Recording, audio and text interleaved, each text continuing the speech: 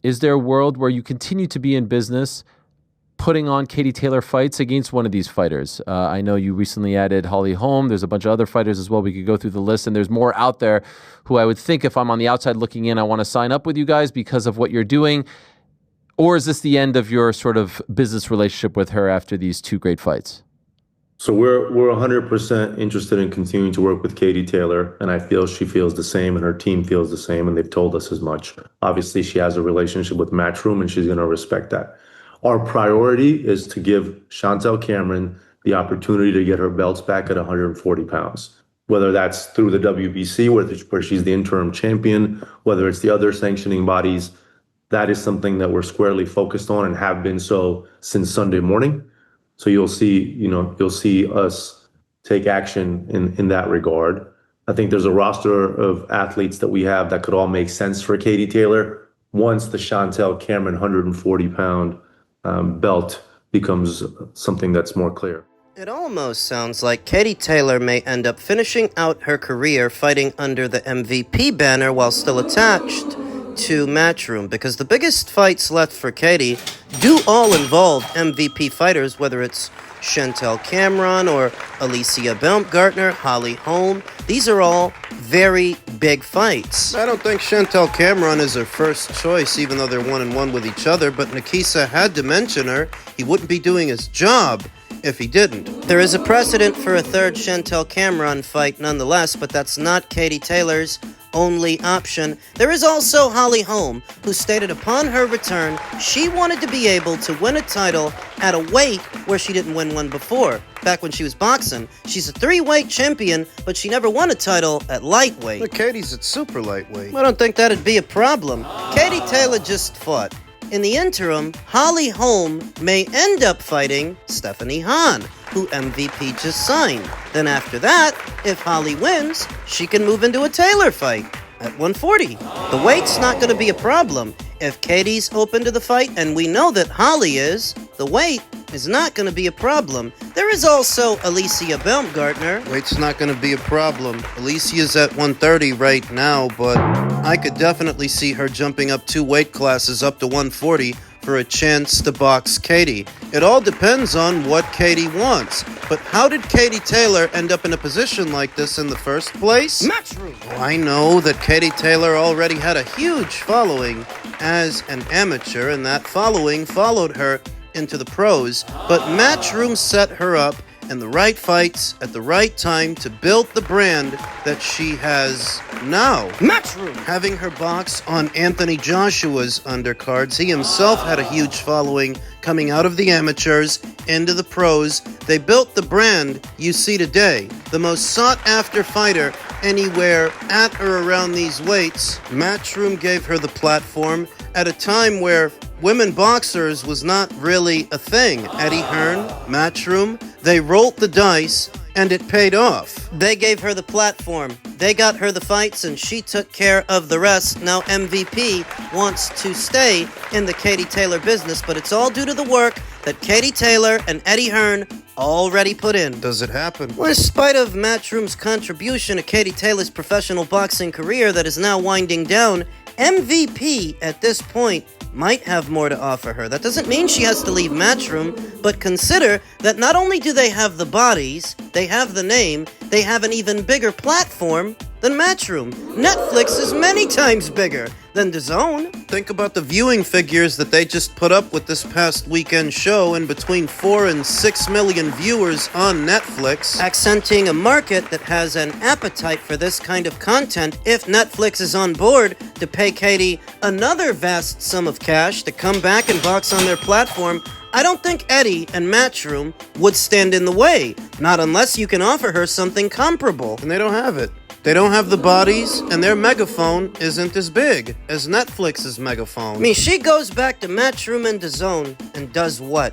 Fights who? The biggest fights for her are at MVP. That doesn't mean she has to leave Matchroom and make a commitment to them, but for certain fights with certain fighters, that might be the best move. For a fighter in the late stages of their career, when it's all winding down and you're trying to make as much money as you can, where does Katie get more money? Boxing on DAZN or boxing on Netflix? Because if you can keep Netflix on board, the answer is obvious. I don't imagine that Katie Taylor has more than 1 or 2 more big fights left in her. She's in her late 30s. She can't do this forever. They'll be careful in their decision, and I don't blame her, because at this point, she's already been there and done that with practically anybody and everybody. She's entitled. She's earned it. See what happens. Elsewhere in the world of boxing, Manny Pacquiao seeks Hollywood ending to Rags to Riches story, flip sad script set by the legends before him. Hollywood, California, the Wild Card Boxing Gym is universally known as the house that Manny Pacquiao built. Sure, Freddie Roach opened the gym in 1995, hoping the next Muhammad Ali would walk through its doors, and the two didn't link up until 2001. But Pacquiao put the place on the map as the pair went on a tear for 2 decades, riding until the wheels came off in 2021, and now he's back. At 46, Pacquiao in the driver's seat from a 4-year retirement, and the newly minted Hall of Famer recently returned for his umpteenth Media Day workout at Wildcard to amp up this weekend's big comeback fight against WBC welterweight champion Mario Barrios, who wasn't even born yet when Pacquiao made his pro debut in 1995. Pacquiao is preparing steps away from Tinseltown Studios, and scriptwriters are salivating in search of the perfect ending to his rags to riches story, going from an impoverished kid living in the streets of the Philippines to a globally renowned living legend. I think he's gonna win this weekend. Just like in his heyday, the 8-weight world champion Pacquiao parades to Wildcard with a posse. The Filipino icon still loves a crowd, even if he marches to the beat of his own drum, arriving an hour late. Pacquiao steps into the ring with his hands already wrapped. He's fully clothed, and his aged frame looks the same. And yes, the calves are still cavernous. The only noticeable new features are some more grays in his hair and goatee, as well as wrinkles around his eyes. Pacquiao can't beat Father Time in that particular fight. But he can beat Mario Barrios, and this weekend, I think he's going to. Pacquiao laces up his gloves and starts hitting the pads, held by longtime assistant Buboy Fernandez,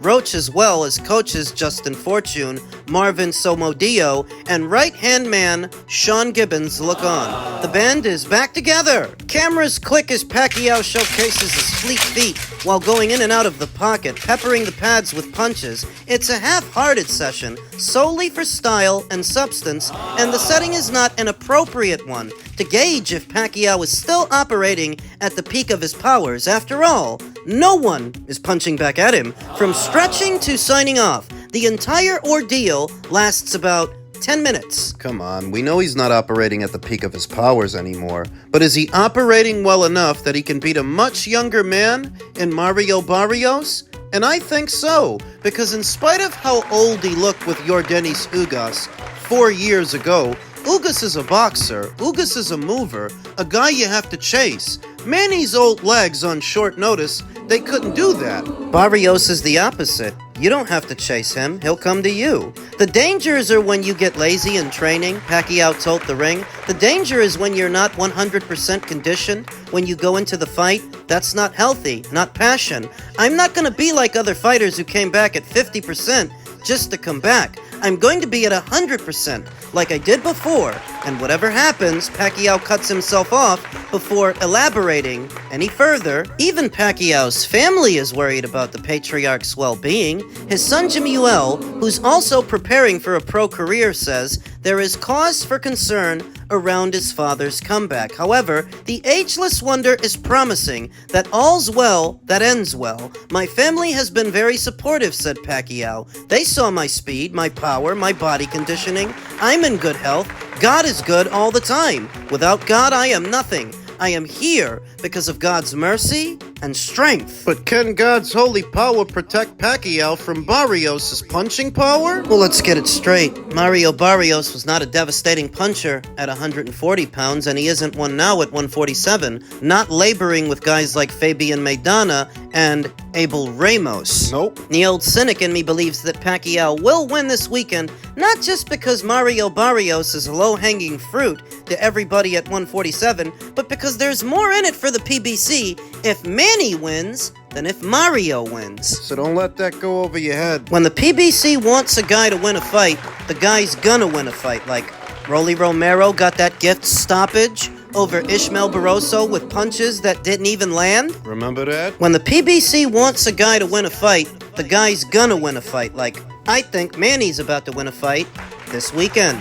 Remember, in boxing, speed is the key, said Pacquiao. I'm faster than Barrios. My movement and speed is still there. It was good for my body to rest for 4 years. I still have the passion and fire in my eyes. I'm working hard. It's still there. My trainers are not pushing me in this training camp, but they are watching me to tell me to stop. That's enough. But for me, I want more. Do you think that's true?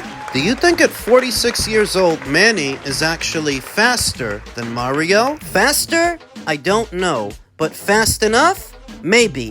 Fast enough to catch him in between. Fast enough to hit him. Why? Because Mario's got shit defense. He's a flat-footed plotter who stands right in front of you and swings for the fences. So you don't need to be the fastest guy in the world to catch him in between. For a legendary guy like Manny, even 50% of what Manny Pacquiao was, I think that's enough to beat Mario. Manny has to have another turn-back-the-clock-like performance so Barrios doesn't punish Pacquiao like Pacquiao did Oscar De La Hoya back in 2008, obliterating the Golden Boy with a one-sided beating into retirement. Barrios is embracing the idea of making July 19th at the MGM Grand in Vegas the last fight of Pacquiao's career.